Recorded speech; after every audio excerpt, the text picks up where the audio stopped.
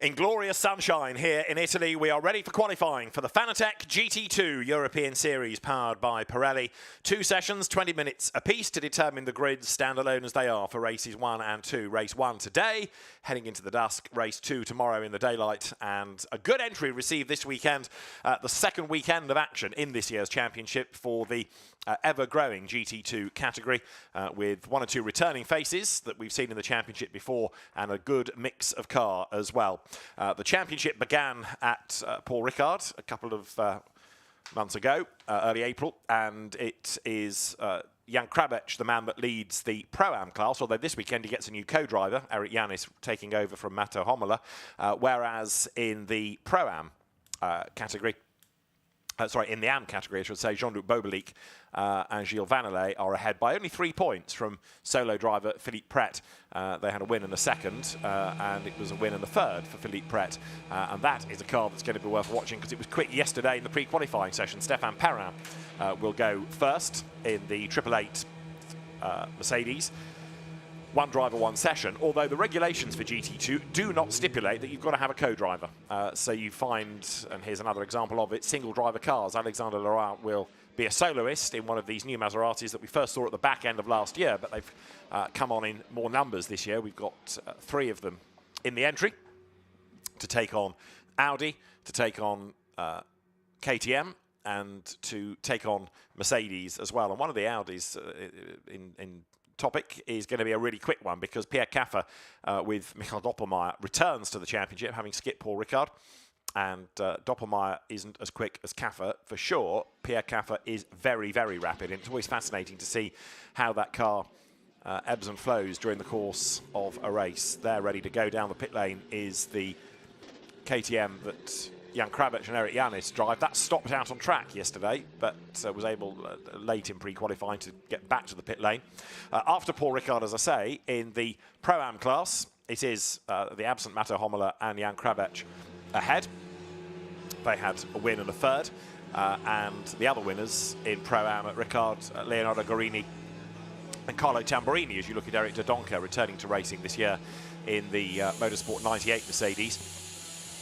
So a mix of winners in Pro-Am and a mix of winners in AM as well, as I say, because the first race went the way of Jean-Luc Bobelic and Gilles Vannelet, and the second to solo driver Philippe Pret, who had gone well in the first but got into contact with another car and had a spin that rather derailed any chance of a good result. So Philippe Pret, we know, is quick. The fast lane opens, so the cars are allowed to go to the end of the pit lane even though they're not allowed out on track yet. Fans have been getting here during the course of the morning. Racing starts after lunch, and today is their opportunity to see Valentino Rossi in action because he is in the 2 GT3 races, both of which are today, 1 in daylight, 1 in the darkness at the end of the evening. Drivers strapped in, just thinking themselves through a lap around the Misano circuit. And this 20-minute session will be underway in about a minute's time then. Peering inside some of the cars, Leonardo Guarini, as ever, will be a man to watch. Guarini that we first really saw in this championship aboard Porsches, but he's made that switch to Maserati for this year and is joined by Carlo Tamborini, who will drive in the second session, former Italian GT, Italian touring car racer, and another very quick driver as well. So there's a good mix in this series. Ronnie Bremer and Jakob Mathiesen that we had at Paul Ricard missing, but as I say, we do have Michael Doppelmayr and Pierre Caffer in the Audi. Pierre Caffer, Le Mans class winner, returns to the championship, which is good to see. So very shortly, there will be a green flag from the end of the pit lane, and the cars will head out onto the circuit for this first 20-minute session to determine the race 1 grid.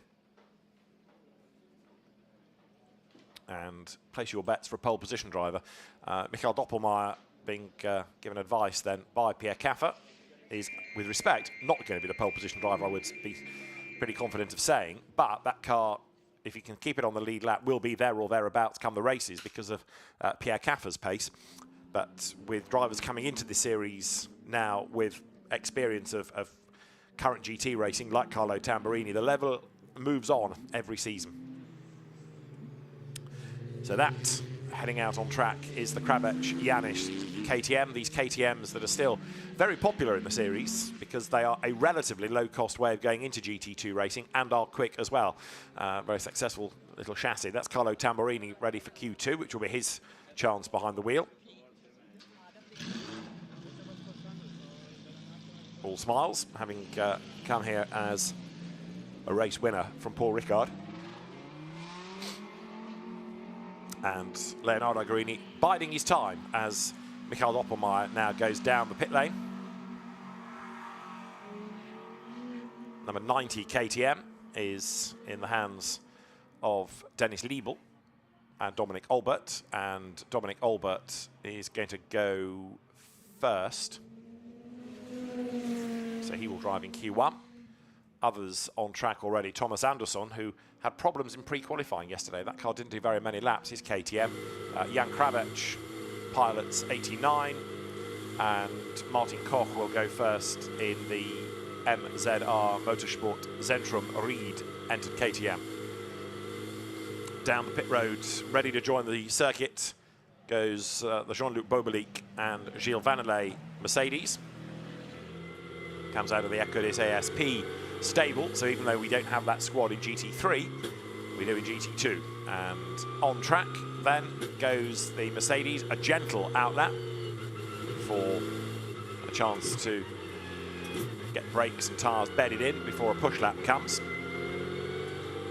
Amongst the KTM, Sedi Samini is at the wheel of the Team True Racing number 16 entry, Hubert Trunkenpoltz at 17's helm. Doppelmayr we've already seen going out in number 18 Audi. Pascal Gibon goes first for Ecodis ASP in number 53 Mercedes. And it was Gilles Vannelet that we'd seen going out in 87. Eric de Donker was at the wheel of the number 98 Mercedes, and Stefan Perrin drives 888. Leonardo Guarini we'd seen, hadn't we, at the wheel of number 1, although he has yet to go. So the one question mark is, it's just gone down the pit road. 61, Mauro Ricci. He's at the wheel of the car that this weekend he shares with Ludovic Badet. So I think that pretty much accounts for all of them. And with the two class battles to look for, there is also, within GT2, the so-called pit stop compensation time. So if you do well, you carry a penalty of a longer pit stop into the following round. And that means that for the first race, 14 seconds will be carried by Philippe Pret, 7 seconds by Bobelic and Vannelet, and 7 seconds also by Alexandre Leroy. And then in the AM class, 10 seconds, in Pro-Am, there will be 10 seconds for Kraihamer and Janis, 7 seconds for Martin Koch and Reinhard Koffler, and 5 seconds for Thomas Andersson and Simon Birch. The idea being that it isn't always the same winners, that you do well, you have to overcome that little bit of extra time spent in the pit lane, with the mandatory stop being 132 seconds line to line. So Alexandre Leroy up towards the timing line. He's going to be the first one to really offer a decent lap. And as he goes through, it's a 1:51. Jan Kraihamer does a 1:46, so his KTM a little bit quicker.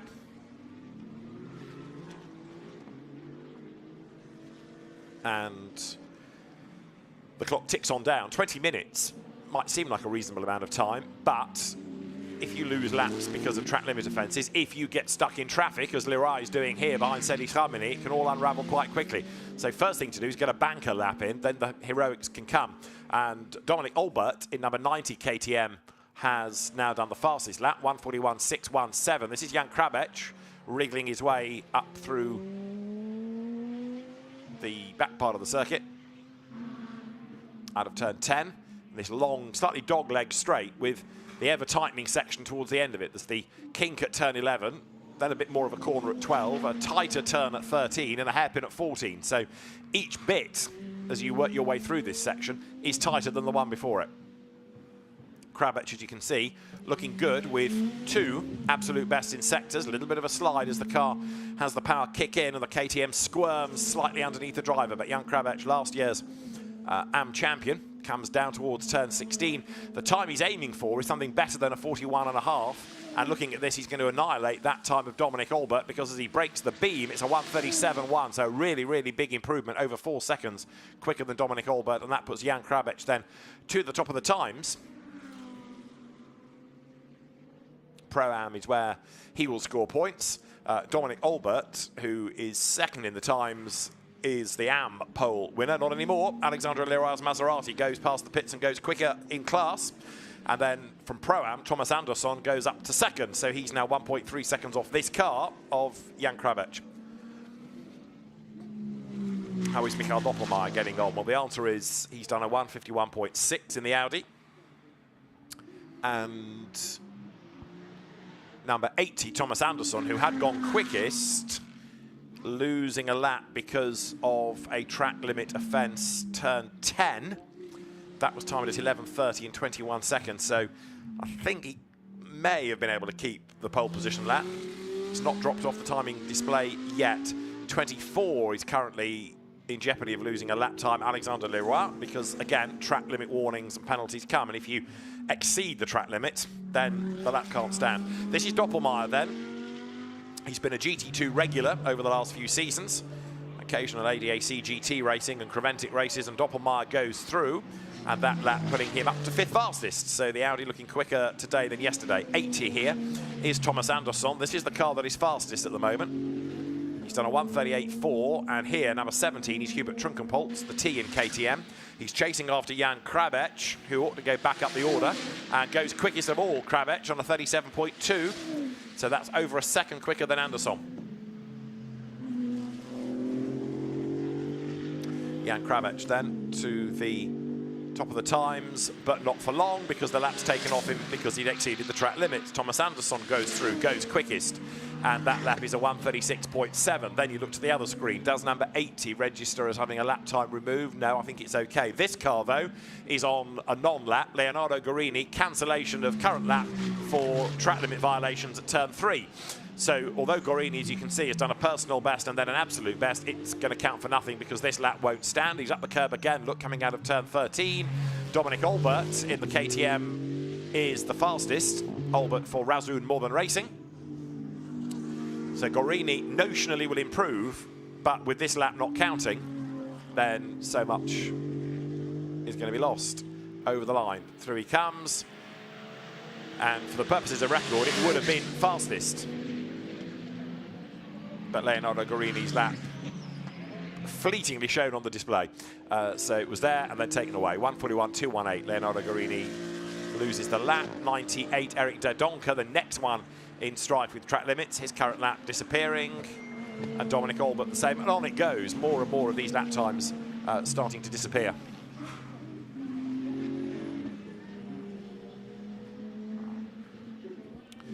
Now, Thomas Andersson is the man we're looking at. This car spent quite a lot of yesterday sitting in the pit lane, but whatever the dramas were, they've managed to clear for today. And Thomas Andersson, who's raced in the Danish Endurance Championship, came into the Le Mans Cup last year in GT machinery, heads now towards the line and is behind Kraihamer by 9 thousandths and stays behind Kraihamer by 9 thousandths because he doesn't improve on that lap. This is, though, number 90, which is Dominic Albert at the wheel. And Albert's got elbowed down a little bit in the order now, but he comes across the timing line looking to try to improve if he can. And up to second fastest, Dominic Albert, 1:36 behind Gilles Vannelet, who now goes fastest. Dominic Albert's been a GT4 and Kraihamer series regular over the last few years. Now, this is Leonardo Guarini. This lap, I think I'm right in saying, is going to be okay, because his last track limit offence was turn 10, and that was over a minute ago, so that should have been the previous lap. So, Guarini for pole, potentially now, as he breaks the beam, and only goes second. Leonardo Guarini, 1:35.849. 2 absolute bests, but not as good a lap as Gilles Vannelet, so there'll be some frustration there. You do get a point for pole position, and it goes to both drivers, so you'll always have them tied on the same number of points, rather than it just being to the qualifying driver. Martin Koch is on a push lap. This is not he, this is the KTM of Hubert Trunkenpolz. That is Martin Koch, coming now into turns 14, and then the left at 15. So Martin Koch, former Dutch Supercar Challenge racer, GT4 European Series racer, hustles on. He's okay on this lap without any track limit dramas, although that was a little bit close, I would have thought, to the wire. He comes up toward the line. Let's see whether that lap stands. He goes fourth quickest, Martin Koch, on a 1:36.3. So Martin Koch up to fourth fastest. Comes out of turn 2 now. There's traffic ahead of him. That is Philippe Pret. His son Louis is in the Fanatec GT races today as well. And Martin Koch's lap time disappears. So he did have it taken off him for turn 16. And so Martin Koch down to 14th in the times, ahead of Michael Doppelmayr. So Philippe Pret up towards the line. 6th fastest at the start of the lap, and as he breaks the beam, that's okay, no track limit jeopardy. Stays 6th fastest though, lost out in the last sector.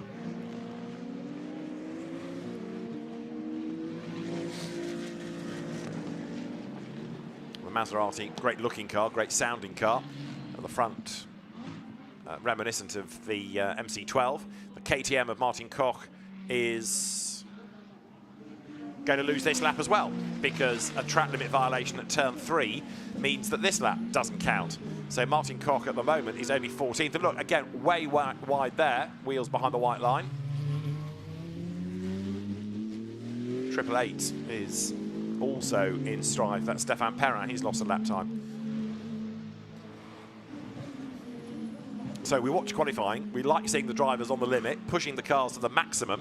Trouble is that here, with really low curbs, because of all the motorbike racing, it's that little bit easier to run wide, and therefore you lose the lap. A banker is a pretty useful thing to have, so at least you've got one in the system.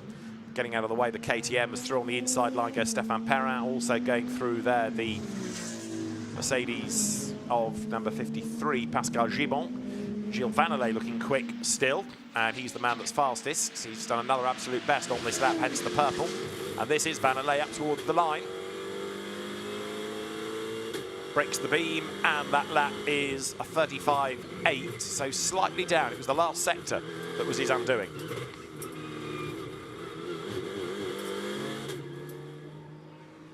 Number 61 of Mauro Ricci and Ludovic Badet this weekend, taking over from Benjamin Ricci, who drove with his dad at Paul Ricard. But the Mercedes looking good. Bit of a clip of the curb there that risks unsettling it. It almost looks dragster-esque, the Mercedes, with a sort of lower front than the back, but it's a very, very rapid proposition, as you can tell from Gilles Vannelet's pole position lap at the moment, ahead of the Maserati. More lap times are disappearing, such as Jan Krabec and I think also Thomas Anderson. But Ricci should be on to improve here. 9th fastest, nothing on the timing display suggesting he's going to lose a lap, and 4th is where he puts the Mercedes. So Mauro Ricci, another hugely experienced GT racer, doing the job properly. Alexander Leroy here is way back, or was way back. He's improved to 3rd, so getting himself past Michael Doppelmayr. This lap's a bit yo-yo and doesn't improve in the end. So Leroy up to 3rd. Leonardo Guarini losing a lap because he went wide at turn 3 and at turn 6. So scrap this one as he tries to take pole position. He's got to find just over 1/10 of a second, but if he keeps losing lap times for track limit violations, it ain't going to happen. And Gilles Vannelet is heading for the pit lane, work done.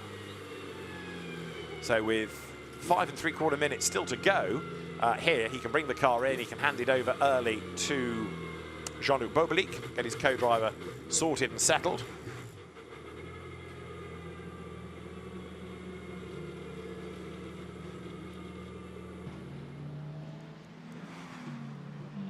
So there is Alexander Leroy back down to 4th, because now Philippe Pret has gone fastest. So as one Maserati drops, the other one goes to the top of the times. And yet another lap time has been lost by Leonardo Guarini. So the drivers will be being told about this from the teams. They're even told at which corner they are transgressing. Some race directors choose not to, thinking that if we don't tell you, you've got to be tidy all the way around, not just specific corners. But here, they are told at which corner and the time of day, so they know exactly which lap and at what corner they've exceeded the regulation. But still, for some, the message doesn't get through. Alexander Leroy on this lap is looking okay. He's coming up now towards turn 16. Goes through. And Leroy now up fourth, stays fourth, goes no quicker.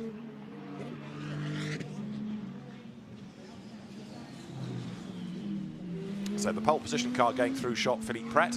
This is Pascal Gibon on the road ahead of him.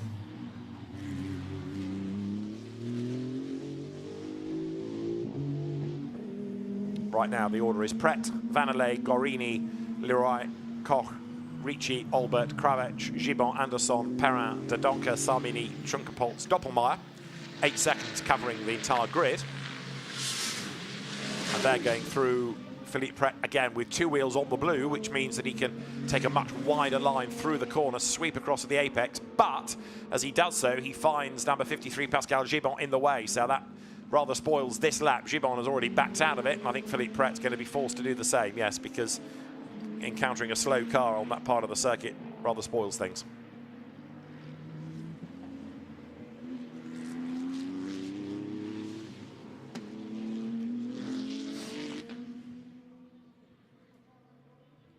So there is Pascal Gibon upping his pace a little.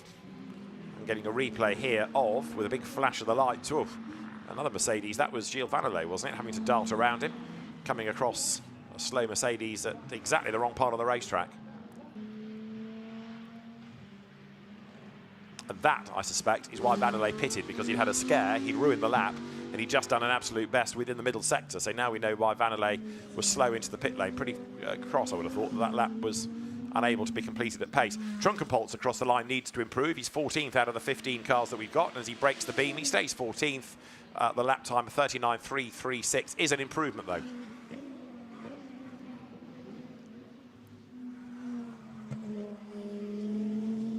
Serhi Sarmini, who's been a stalwart GT2 racer since the class began, goes over the line, and that lap is a 37.5. That means he's up to 12th. It's a good improvement. Puts him another row up on the grid. Alexander Leroy into the pit lane. Doesn't have to change drivers because he'll go back out and do the second qualifying session. That's Jan Kravec, who is only 8th. Bit of a surprise that, although a number of his quick laps have been lost to, yes, you were expecting it, well, you've track limits. So this lap, good in sector 1, down in sector 2. And ironically, it's one of those that he's going to keep because he's not in violation of track limits here. So Jan Kravec might not be the quickest driver on this lap, but it might be, with a good bookend of sectors, enough to move him up a slot on the grid, because 8th is not where he wants to be. Comes up towards the line. It's intriguing, isn't it, that we've got cars at the moment from the AM class looking out the front row. Kravec goes through to be 8th. No improvement, therefore. Eric Yanis sharing the car with him this weekend. More lap times disappearing into the ether, such as Alexandre Leroy's previous one before he pitted, and Dominic Olbert as well, number 90. Here's Pascal Gibon. Lights on to warn the KTM ahead of his progress, and Gibon back on the money, quick in the first sector, lost a bit in the middle, but still pushing on.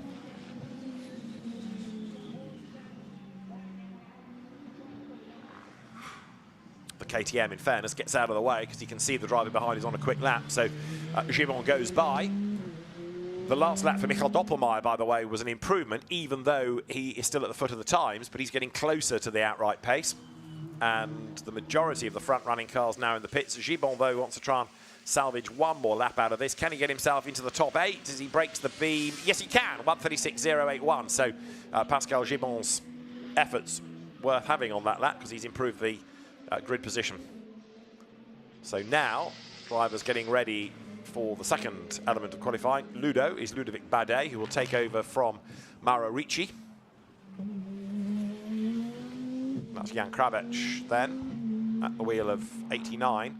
He's been elbowed to 9th in the order now and isn't going to improve on this lap. And in a way, it's a surprise he's staying out. He's going to, oh, well, the lap's not going to stand anyway for being so wide. The flag is imminent, there it is. He takes the checkered flag. He was down in the sectors. The last sector was an improvement, but possibly because he was so quick, he exceeded track limits. And Jan Kravec doesn't improve in the order. And wastes, you could argue, another lap out of the life of the tyres. Hubert Trunkenpolz, though, might be an improvement here because he has got 2 personal bests in the sectors. 1 corner to go. Number 17 KTM that he will hand over to Kraihamer. Comes out of the last turn up towards the timing line. He will break the beam now and stays 14th, but it's a better lap time, a 38.2. So found a bit of time, even if he couldn't move forward on the grid. This is Dominic Olbert, who was quicker in the first sector, but down in the second.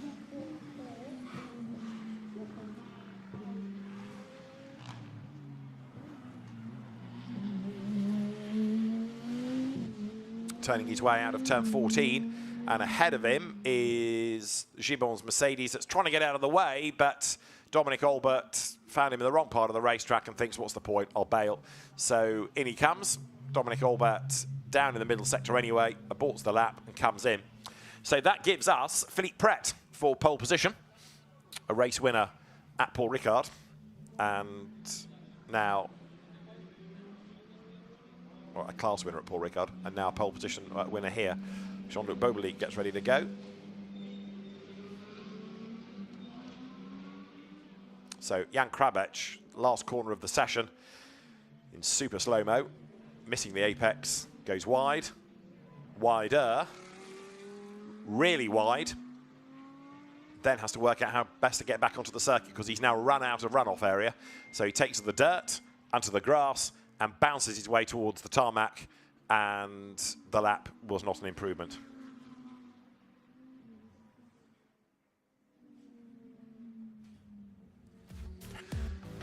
So this is how we look at the end of the first qualifying session. Philippe Pret takes pole from Gilles Vannelet, and then Leonardo Gorini third. Alexandre Leroy fourth from Martin Koch, and then Mauro Ricci. Dominic Olbert seventh ahead of Pascal Gibbon, Jan Krabec and Thomas Anderson. Stefan Perrin 11th ahead of Cedric Samini, then Eric Dedonka, Hubert Trunkenpoltz and Michael Doppelmayr to round out the order. Class poles, Philippe Pret and Leonardo Gorini. Gorini taking pole in Pro-Am, and Philippe Pret taking the pole position in the Am category. Now, let us hear from Philippe Pret, pole position by 85 thousandths of a second, and Antonio Rankin is with him in the pit lane. Philippe, coming off of a run of pretty good results in Paul Ricard, what a great way to start this weekend. I didn't hear the question, sorry. There's cars going past on there. You did a really good job in Paul Ricard. This is a great way to start in Misano as well. It's a good start. The weekend is long, still long, because one more qualifying to race, and we will see at the end if the weekend is good or not.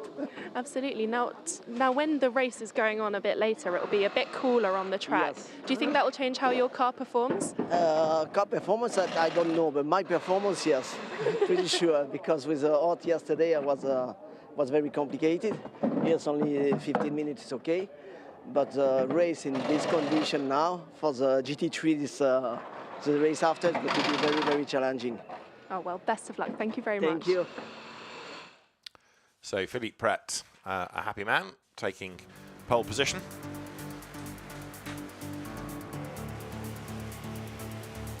And the Maserati, the car that we saw debuted at the back end of last year, increasingly popular and very competitive. The LP Racing team operating that car of Philippe Pret.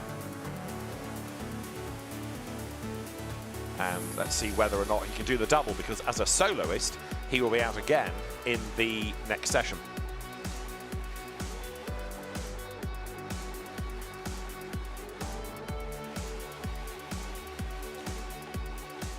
He was the best place of the AMs in that second race at Paul Ricard. Wasn't an outright race winner, but a class winner. And it was certainly going to be a man to watch over the course of the races here. Right, so now everything resets. The drivers get ready for the second session, which is going to start at 11:55. Let's have a look at the highlights of Q1 while we're waiting, which began with the drivers making their way out on track. Track temperature at the moment, just over 31 degrees. Outside it's 21 degrees, give or take. So it's a really hot day as ever. And the drivers coping with that, coping with a lot more rubber on the road as well as they battle their way across the first part of the qualifying session. Jan Krabec at the wheel of 89, quick early on, but was one of a number of drivers that lost lap times for track limit abuses. Dominic Olbert in number 90 KTM also hustled on and so too did Leonardo Guarini, but a number of his good efforts were all lost to running wide at different parts of the racetrack. Alexandre Leroy's Maserati, another quick car, and he was able to get to the front of the grid. So also Gilles Vannelet, who ended up being second fastest and would have been able perhaps to secure pole, but for traffic in the way. And in the end, it was Philippe Pret, who comes here on the back of a class win at Ricard, who took pole position. So we are almost ready for the second element of qualifying. Drivers making their way when the fast lane opens to pit exit. We're about 5 minutes off the continuation of qualifying. There is Pierre Caffer. He's got to be a candidate, I would have thought, for pole, a class winner at Le Mans. In the background in the dark glasses is Michael Doppelmayr. And his work done. Pierre Caffer now takes over number 18 Audi.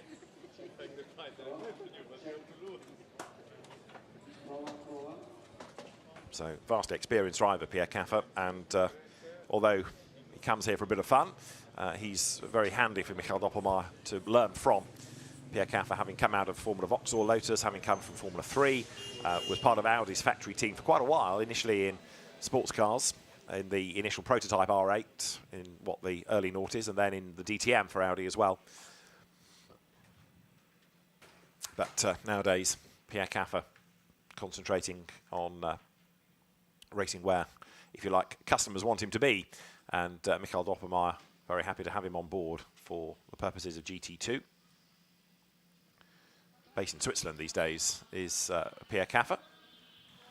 So shortly, I think the fast lane is going to be open. And then the cars will make their way down to the pit exit. And we should be in business for 20 minutes. A race today for these cars will be at just after 7:15. And that'll take them into the darkness, which will be quite a challenge for some of the AMs, and an extra dimension to racing here this weekend.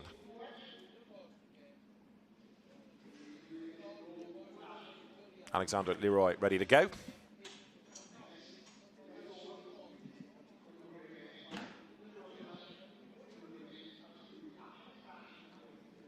And won't be long, I don't think, before the fast lane opens. A couple of minutes on the clock, and then they can make their way down the pit road.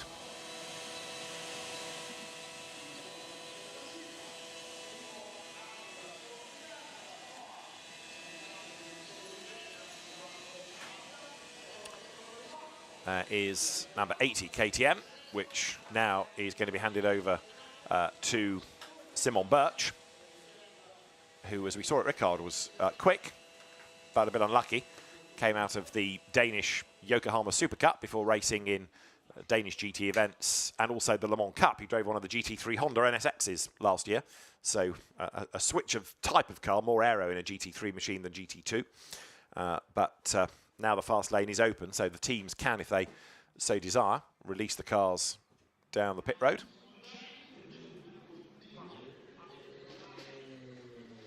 That is the back of Leonardo Guarini, leaning in to talk to Carlo Tamborini to wish him well. Jörg Wiebahn has just gone down the fast lane in 888 Mercedes, and he'll be a man to watch because Jörg Wiebahn, very experienced, was also very quick yesterday evening in pre-qualifying, which took the teams from daylight to darkness. Leonardo Guarini looks on. And he sees the LP Racing Maserati fire the engine, and that will venture down the pit road in a moment or two. Carlo Tamborini at the wheel. That's Jörg Wiebahn, though, who's been a GT4 mainstay for a number of seasons. Dominic Albert there discussing his session.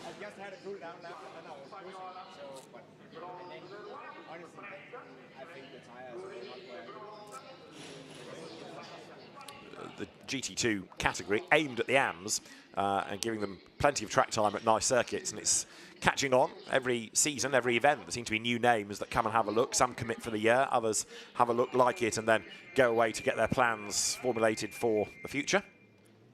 Now, the green flag has been shown, so the session is live, but not many takers yet. Pierre Caffer receiving last-minute instructions. That Audi, I would have thought in his hands, has got to be a candidate for pole. That's Jörg Wiebahn on a gentle outlap.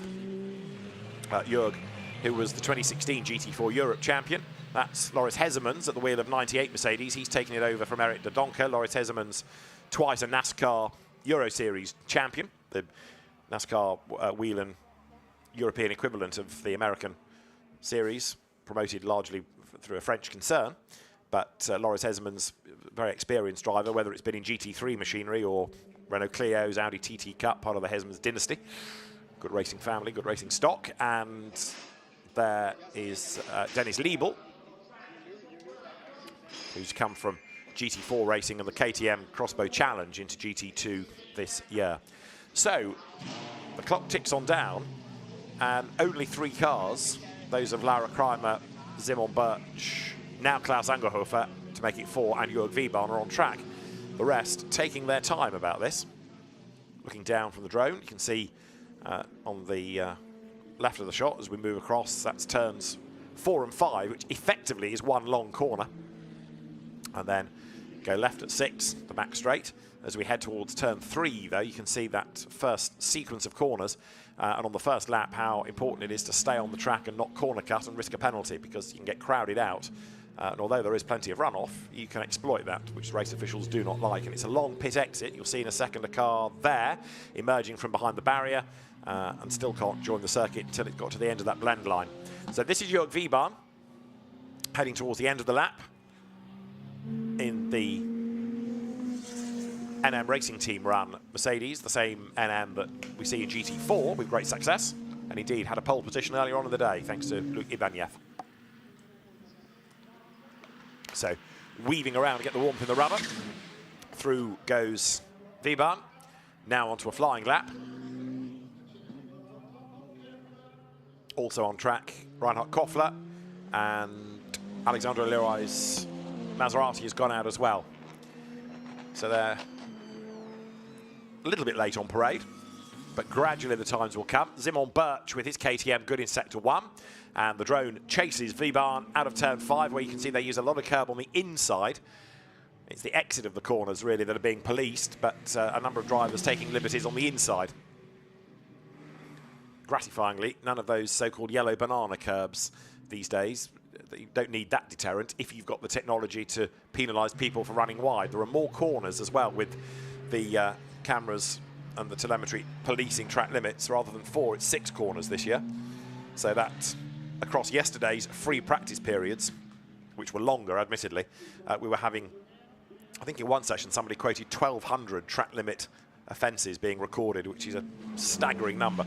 Not in GT2, I hasten to add. Jörg Wiebahn, then, 2 absolute bests, although in fairness there aren't that many other cars that have taken to the circuit as yet, but here is Wiebahn then, coming up to turn 14, and this will be the target time when he gets to the end of the lap. So the Mercedes AMG growling its way out of turn 15, now on towards the completion of the lap.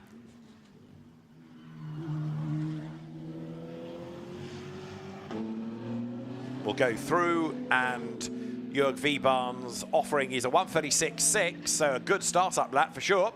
1:36.6 then, Jörg Wiebahn sets the benchmark time. That now is what everybody else has to aim for with 16 minutes to go. Let's see what the drone's up to coming out of turn 3. That is Jörg Wiebahn. Let's see as he comes up towards turn 4, closing a little bit under braking, but goes wide. The drone exceeding track limits there. That brings him back into contention heading up towards turn 5 and 6.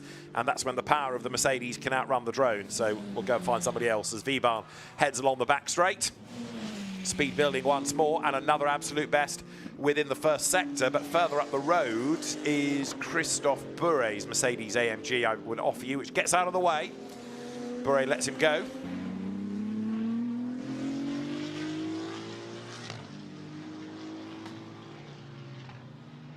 So Jörg Wiebahn with, at the moment, a pretty whopping margin in hand, gets onto the lights to warn the traffic ahead that he's on a rapid lap and he doesn't want them getting in the way. Out of turn 11 they come, the kink. Then you've got a slightly tighter turn 12 where the car has a bit of a quiver, and then an even tighter 13, followed by a short run up to the hairpin at 14. Jean-Luc Bourget gets out of the way. Wiebahn on a mission.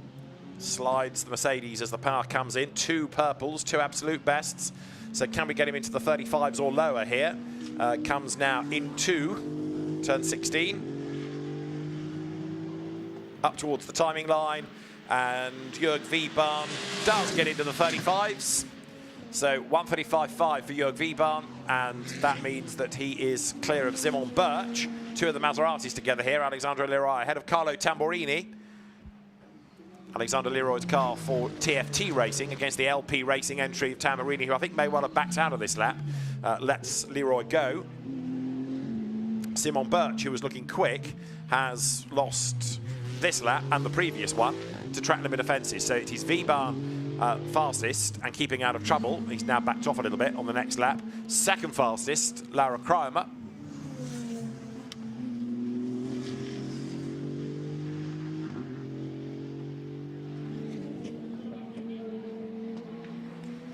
Alexandre Leroy over the line, over the curb as well. Another driver using as much of the width of the road, curb and all, so he can then swing across and get a good, easy line through turn 1. Number 80, this is Simon Birch then, who has been looking quick, but keeps offending on the track limits. His last offence was a minute and a half ago. So this lap, I think he's going to be possibly okay. Yes, the last one was coming towards the end of the lap. So Simon Birch, hopefully will have this lap to count as he comes up towards the timing line. Marginal on the white line there, but I think he's okay. Heading up towards the line now. Simon Birch breaks the beam and goes second fastest then in the KTM with a 1:35.952. Then look towards the message line and see whether anything's looming about a penalty, whether that lap stands. Alexandre Leroy there with the absolute best in the first sector. So the yellow-nosed Maserati looking strong as it comes out of turn 10. Gets to the end of sector 2. Beam to be broken here.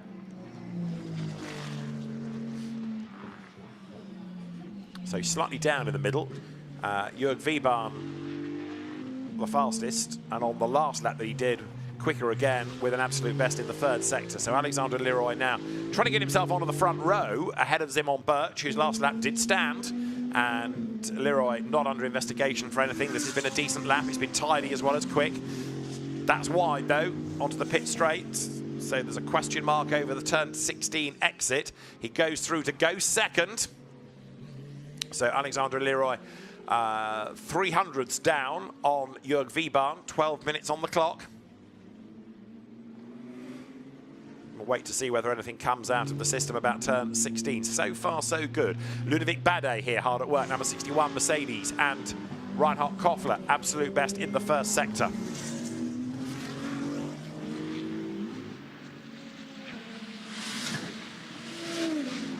So Badet up to pole position in the Mercedes. Locks up at turn 1, but the work had been done. A 1:35.1 then, putting in 0.374 of a second ahead of the opposition.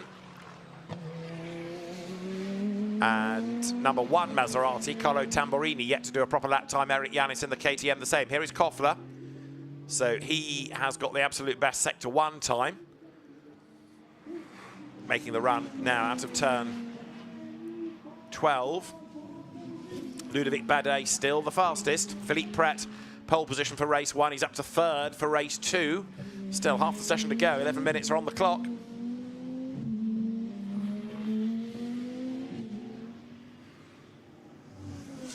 So Reinhard Koffler, he's okay for track limits on this lap. He comes out of turn 16. That's good. And this should be quick. Is this the front row for Koffler? It ought to be as he breaks the beam.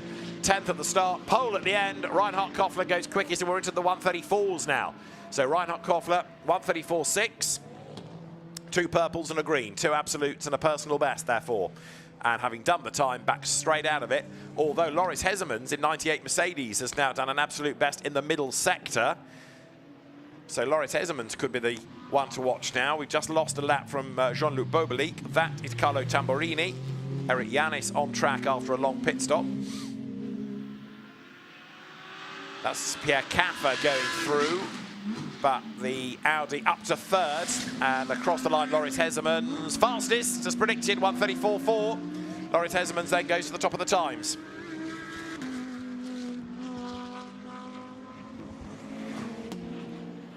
So Loris Hezemans by 0.193 of a second, now the fastest. 9 3/4 minutes to go. 87, Jean-Luc Beaubly, the last one to lose a lap time. So it is Hezemans, Koffler, Bade, Kaffer, Viban, Pret, the top 6. Disappointing that Carlo Tamborini, a race winner at Ricard, has not yet got a proper lap time in. A 1:41 is the best, and that's not actually down to track limit offences. I think he's just biding his time, letting everybody else rubber up the circuit, get the life out of their tyres, and then he can do something and they can't respond. Laura Kraihamer, in the meantime, coming towards the completion of the lap. Goes through.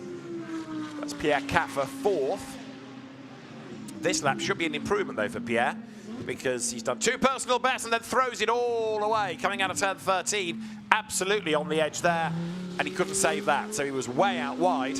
That's going to compromise the lap, it's going to compromise the time. It won't have done the tyres a huge amount of good either, and Pierre Kaffer coming up towards the line will be cross about that, because that was a lap there for the taking. Let's see what the lap is going to be. Anyways, he comes up towards the line. Pierre Kaffer goes through, and the lap is lost anyway for going wide at turn 13. So Pierre Kaffer was briefly up to 3rd, but the lap doesn't stand. So it was kind of, well, to the left of the law, yes, he exceeded track limits, but he was in the middle of a big slide. He was trying to control the car. But if you're over the line, you're over the line. So Pierre Kaffer is penalised and he lost the lap, despite the great save. That's Jörg Viban, who has now lost pole position not only to Hezemans, but Carlo Tamborini as well, who's finally responded and gone 53 thousandths quicker than anybody else. So it is Tamborini at the top. This is Reinhard Koffler now with an absolute best in the first sector. So Reinhard Koffler, former single-seater racer, going back to Formula BMW, Formula Renault days at the start of his career, but has been a mainstay in KTMs for a good number of years now, coming down towards turn 11. He's down in the middle sector though, quite a bit of time lost there, so no improvement there at least from Koffler. The lap might be an improvement if sector 1 was really good and if he can regroup in sector 3.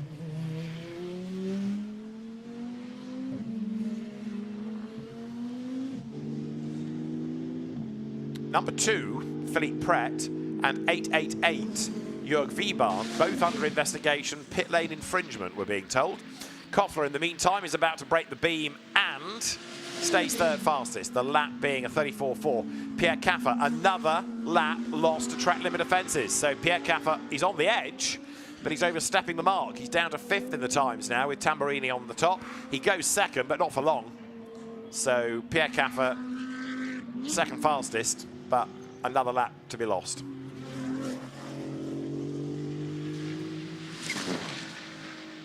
This is the pole car, number 1 Maserati, and Carlo Tamborini goes through. That lap, no improvement. Lost about 3 seconds on that lap. So 6.5 minutes remain. Tamborini lost that last lap anyway because he was way out wide at turn 16. And so much of this has been about not exceeding track limits. And of course, if they do it in the race, they're going to get warnings. But after the 6th, then there will be a 5-second penalty. And after that, it gets more draconian. So the drivers not really heeding the warnings of the race direction team. They're continuing to transgress. And they'll be pretty cross at the race if they do that and start to lose places. Alexander Leroy, in the meantime, heading up towards the line.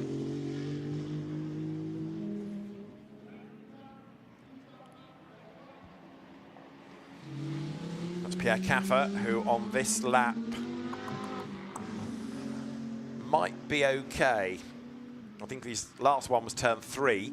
This lap, looking at the time of day that the last cancellation came, ought to be okay. This ought to count this lap, and with 2 personal bests, an improvement beckons, but only in terms of staying 5th on the grid. So Pierre Kaffer lost out in the last sector, maybe because of the traffic. So again, the lap that he keeps isn't an improvement. This is Tamborini, the quickest man in the session. 5 minutes are on the clock as he comes through. Breaks the beam, and that lap not an improvement. He's a 10th down on what he was doing earlier on, but still not an improvement.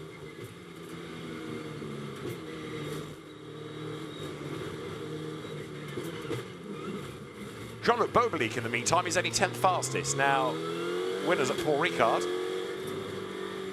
They also carry 7 seconds of compensation time in the first race, but gonna have to work hard to overcome that, it would seem. Out of turn 16 comes JLB, up towards the line. Breaks the beam. Reinhard Koffler's just gone second, and Jean-Luc Boblique up to 9th, so that was a good lap improvement for him, a couple of places. So 1 or 2 of the drivers now electing to pit, feeling they've done what they need to do, done the work.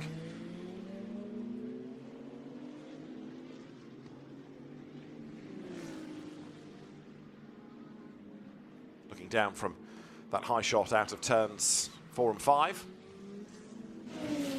Onto the back straight goes Jean-Luc Boblique with the pink nose to the Acodis ASP Mercedes, and he's quicker again within the first sector. So Jean-Luc Boblique late in the session, still pushing, riding on board with the Mercedes now.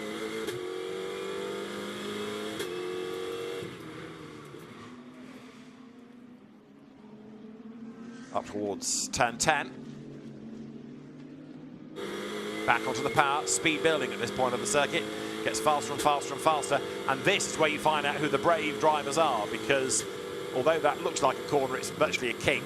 This is a bit more of a corner. This is tighter still. And even tighter is this corner. But if you can be really good through turn 11, that kink, then you set yourself up for a really good run all the way through this section of the lap. So Jean-Luc Boblique, 3 minutes to spare, comes through. He'll break the timing beam now, and he's fallen back to 11th, as Eric Yanis has gone up to 9th. And Jean-Luc Boblique is back up to 9th. 1:35.634. So Jean-Luc Boblique does improve.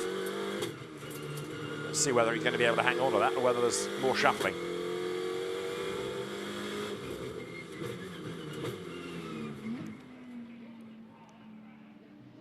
Now this is Reinhard Koffler. He is second fastest. He is 0.02 of a second down on the pole position time. It's a 34.404 for Tamborini, 34.406 for Koffler.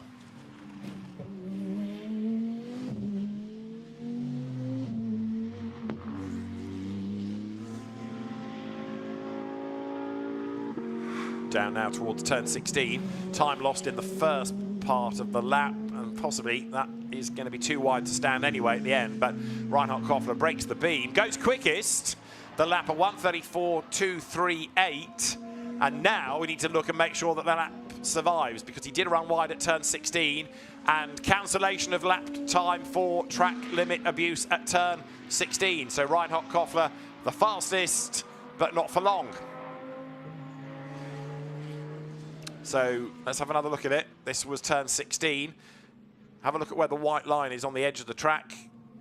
And in super slow-mo, the wheels are over. He's up the curb. And if no part of the tyre is in contact with the tarmac, the lap does not count. Track limits are exceeded. So Reinhard Koffler lost the lap, and as if to prove the point, drives back off the track.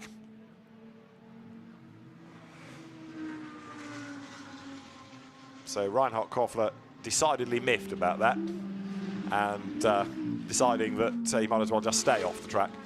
Keeping out of people's way, I'm sure, is the plan. Right, the flag is not that far away. 1 more minute of the session to go. Pierre Caffer here, back up to 4th fastest.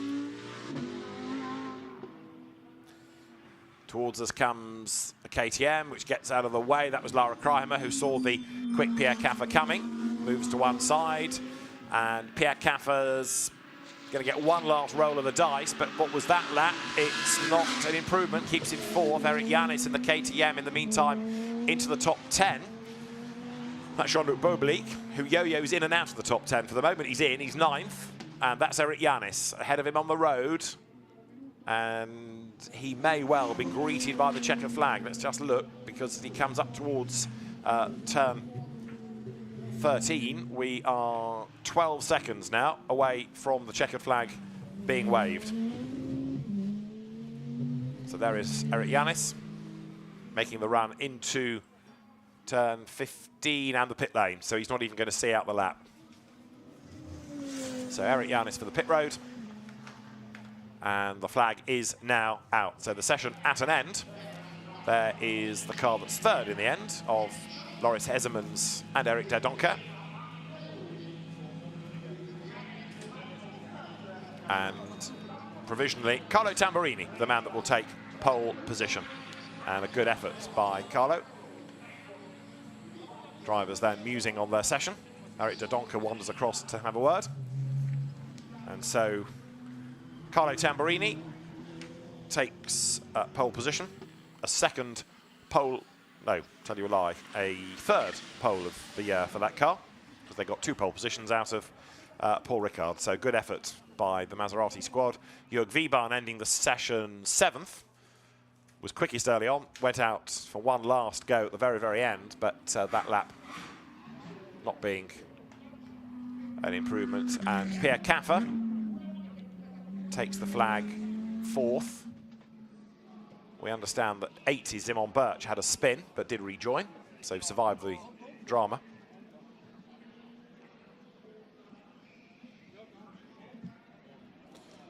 And for now, the teams leave the cars. They will have to be in part fair-made conditions. And we can have a look at the order at the end of Q2 that confirms pole position for the second time this year for Carlo Tamborini. Reinhard Koffler second by 0.02 of a second, he missed out, and Loris Hezemans third. And the top 3 covered by 53 thousandths of a second. Pierre Caffer 4th ahead of Ludovic Badet and Philippe Pret, the pole winner in race 1. Jörg Wiebahn 7th from Alexander Leroy, and then Jean-Luc Boblik, Eric Yanis rounding out the top 10. After that, Simon Birch, Laura Kraihamer, Klaus Angerhofer, Christophe Bourret and Dennis Liebel were the order in the top 15. Class pole positions, Pro-Am to Carlo Tamborini, and in Am, pole position going the way of Philippe Pret. 2 out of 2 for him in Am, 1 indeed being an overall pole from earlier on in the day.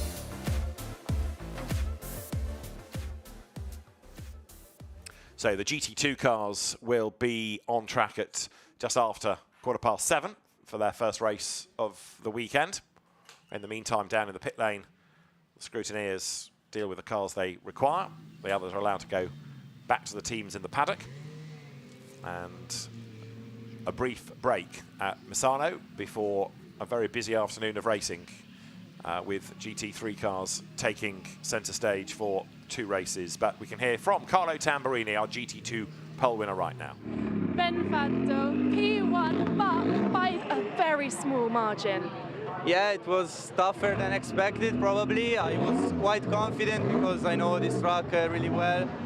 So yeah, I was confident, but the setup is not perfect. We still have some margin to improve, and the competition is strong. Mercedes and KTM, but that's how we like it, you know, to fight hard. And yeah, we'll see in the races. Tonight, Leo is starting in P3, so yeah, we should be up for a good fight. Do you think, given the pace that you've shown now, you'll be able to take the win in race 1? Yeah, I mean, we also have an advantage in race 1 because we don't have any seconds at the pit stop with the handicap time. So yeah, I'm quite confident, and I hope to do a good job tomorrow also, because last time I started I lost 2 places, so I want to do better this time. And yeah, thanks to the team and my whole family and partners, and let's go.